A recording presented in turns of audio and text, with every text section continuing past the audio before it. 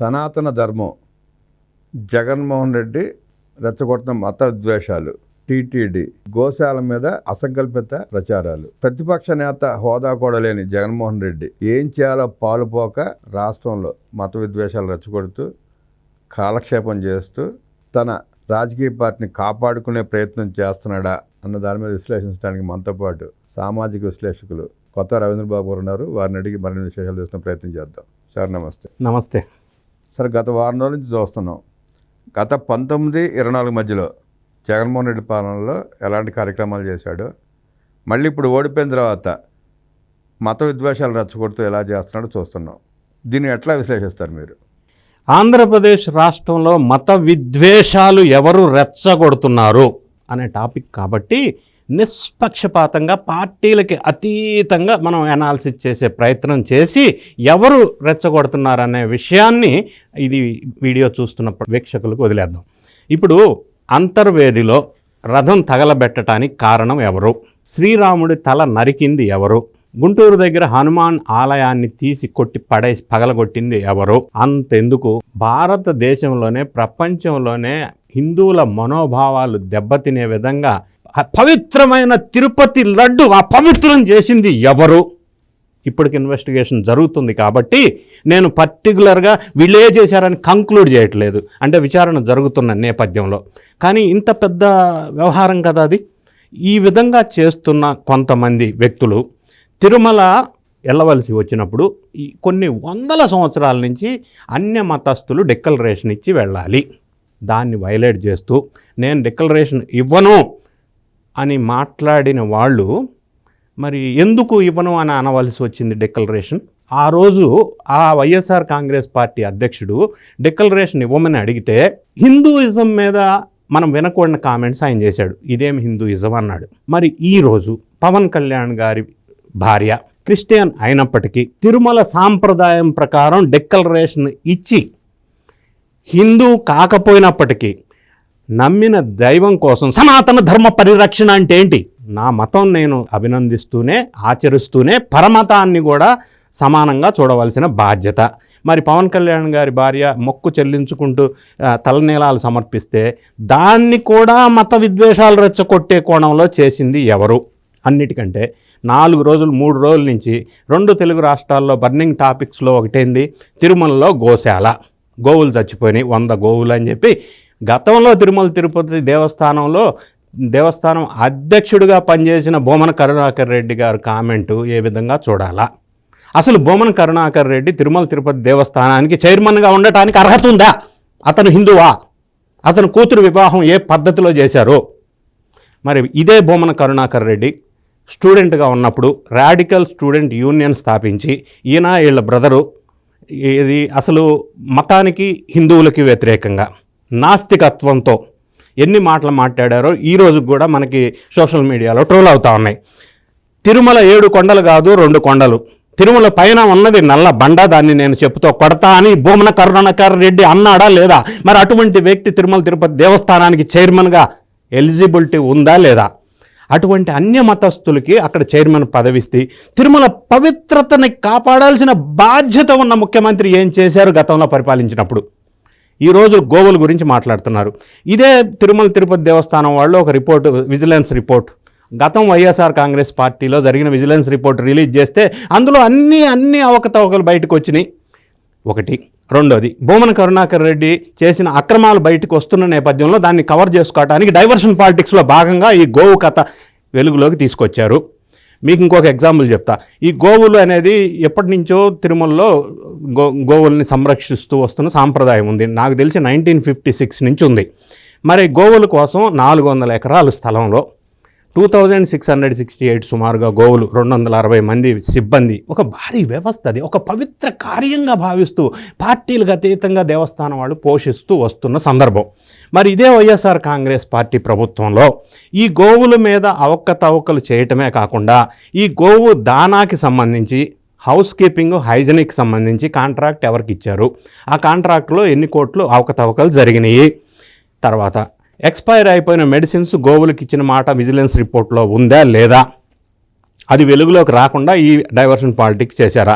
ఇంకొక అంశం, ఈ గోవుల సంరక్షణలో భాగంగా చాలా ఏరియాల్లో ఈ గోవుల్ని వీళ్ళు పోషిస్తూ ఉంటారు, సంరక్షిస్తూ ఉంటారు. ఒక ఎగ్జాంపుల్ చెప్తాను నేను. ఒక ఎగ్జాంపుల్ ఎక్కడ అవకతవకలు జరిగిందో తెలియాలి జనానికి. కమ్మలయ్య వారి పల్లె ఊరు పేరు తిరుపతి డిస్టిక్లో ఉంది.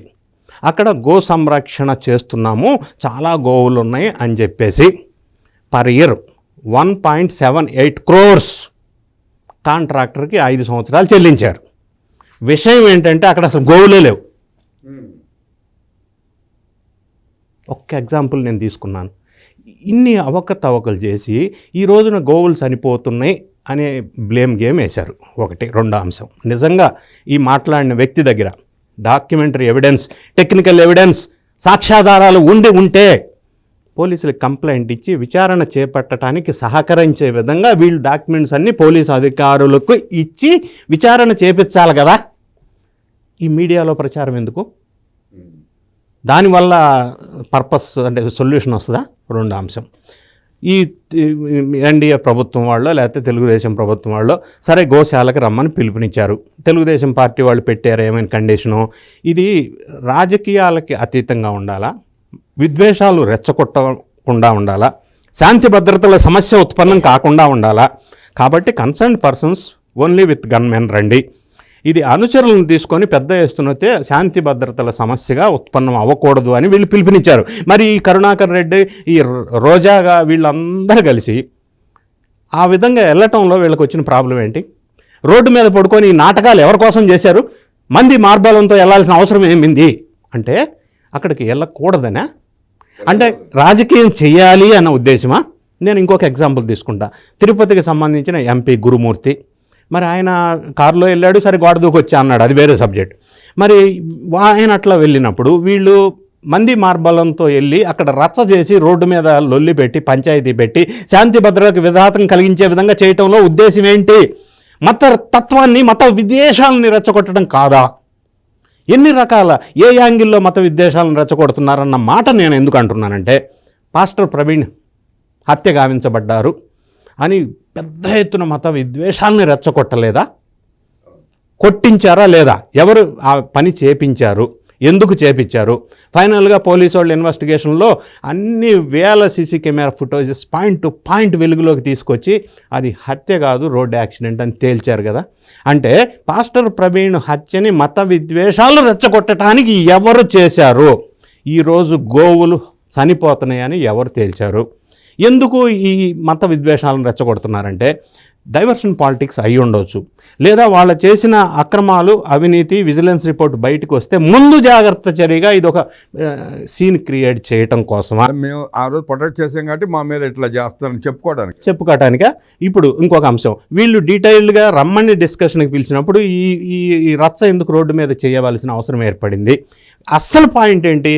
వీళ్ళకి అసలు ఆ దేవస్థానం గురించి, దేవస్థానం పదవుల గురించి విమర్శించే నైతిక హక్కు ఉందా? వీళ్ళు అన్య మతస్థులు కదా, అట్లా చేయవచ్చునా?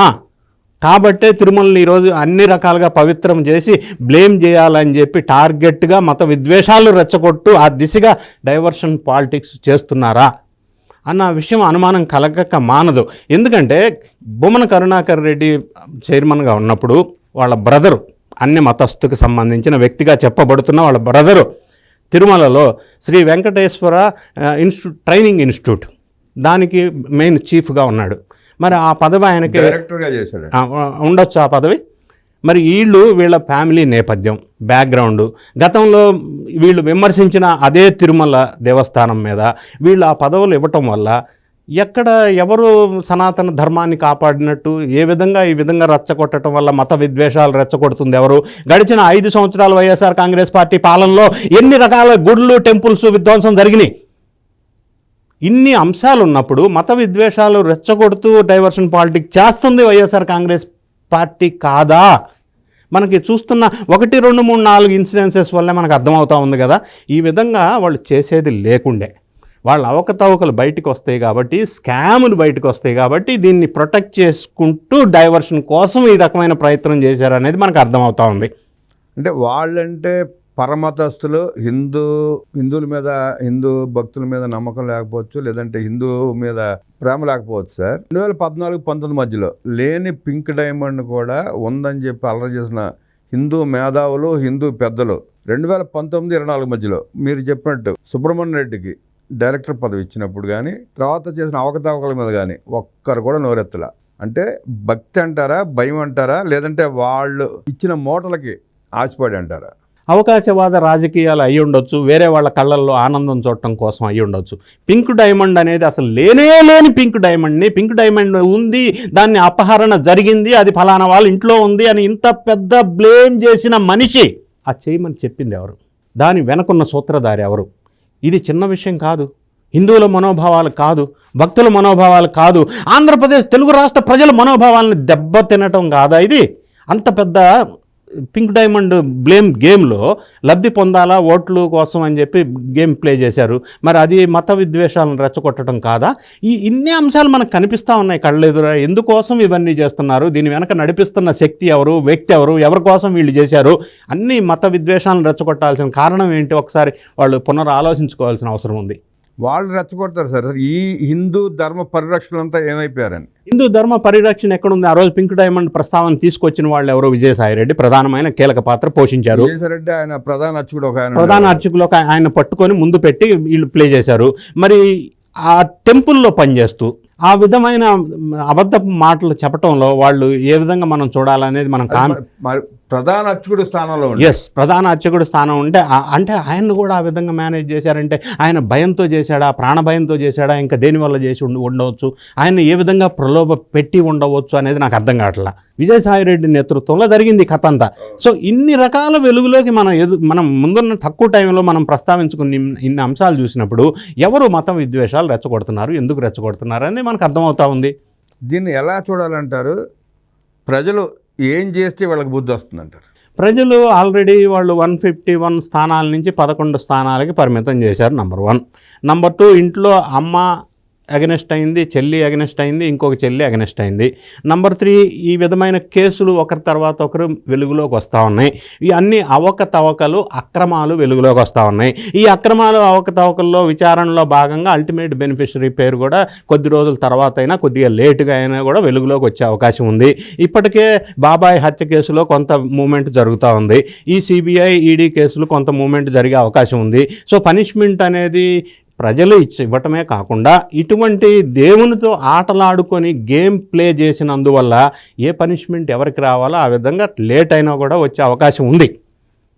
దేవదేవునితో రాజకీయాలు చేద్దామని ప్రయత్నించేవాళ్ళు గతంలో ఏమయ్యారో చూసాం, భవిష్యత్తులో ఏమబోతారో చూస్తున్నామంటూ విశ్లేషించిన రవీంద్రబాబు గారికి ధన్యవాదాలు తెలియజేస్తూ నమస్కారం.